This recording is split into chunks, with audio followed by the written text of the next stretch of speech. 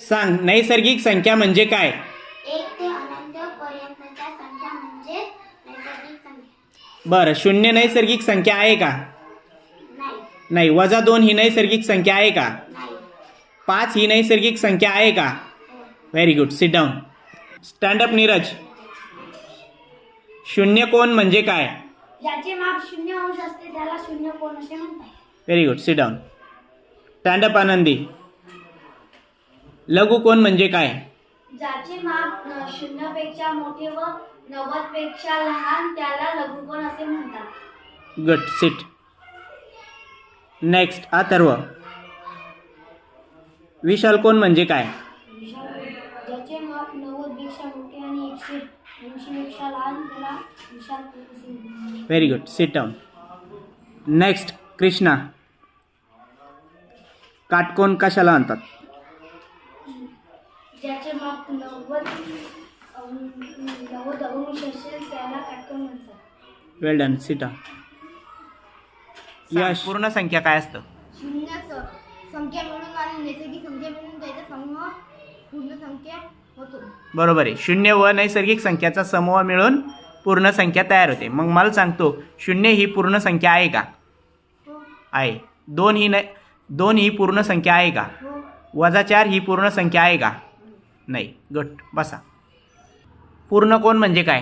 ज्याचे माप 360 असते त्याला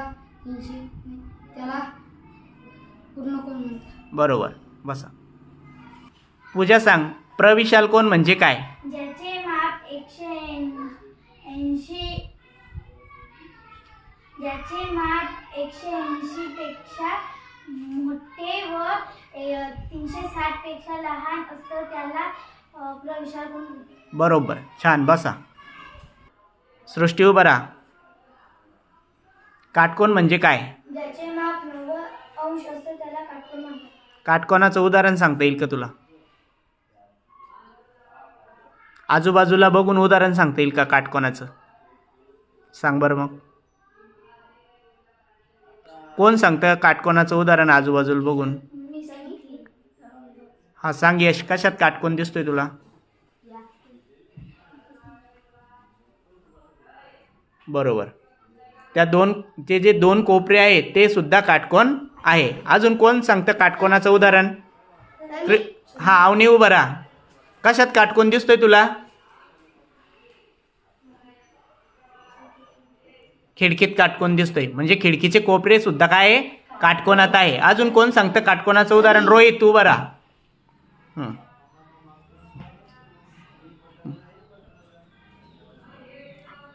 बरोबर. तो जो कोपरा आहे आपल्या याचा काय म्हणतो आपण कपाटाचा, तो काटकोनात आहे. हा सांग आता तू. कशात काटकोन दिसतो तुला सांग. हा बोर्डाचा जो कोपरा आहे आपल्या ब्लॅकबोर्डचा तो सुद्धा काटकोनात आहे. ठीक आहे. खूप छान. हात खाली करा.